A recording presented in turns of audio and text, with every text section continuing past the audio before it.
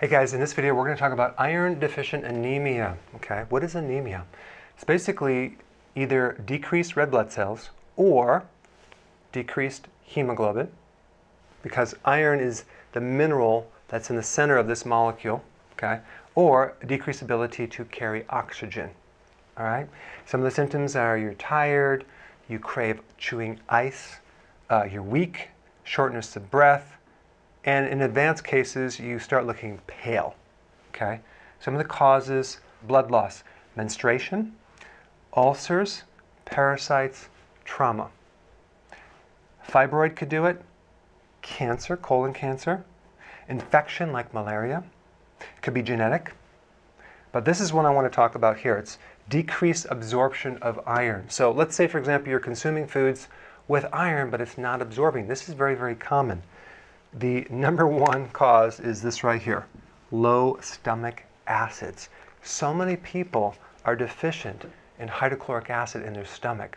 And when you don't have enough acid, you are going to have problems like GERD. You're going to have heartburn, acid reflux. Why? Because it takes a very strong acid to keep the valve closed at the top of the stomach. If you don't have the strong acid, the acid comes up into the esophagus, so you get a reflux situation. And as you get older, you lose your stomach acids. So apple cider vinegar, very, very, very, very important with the meal, and that will really help the absorption of iron. Now, if you're taking antacids, that's really going to wipe out your stomach acids, and you're really not going to absorb iron. So why are you taking antacids? Well, to get rid of the heartburn, which is caused by not enough acid, because the valve won't close. So it's a whole cycle. So antacids work until the next time you eat. Then you have to keep taking them. Oxalates, okay, it's a compound in things like spinach and Swiss chard, which basically bind to the iron, and it blocks the iron in those two foods from you using them.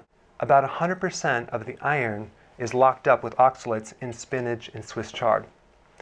And don't forget, if you're consuming spinach and Swiss chard, make sure you add lemon to prevent the oxalate stones, because you're also blocking other minerals too, like calcium, magnesium, and zinc. Okay, so phytic acid, what's that? If someone's doing a lot of grains, it has a lot of phytic acid in there, and that is also going to prevent the absorption of iron, zinc, and other minerals. Okay, gastric bypass.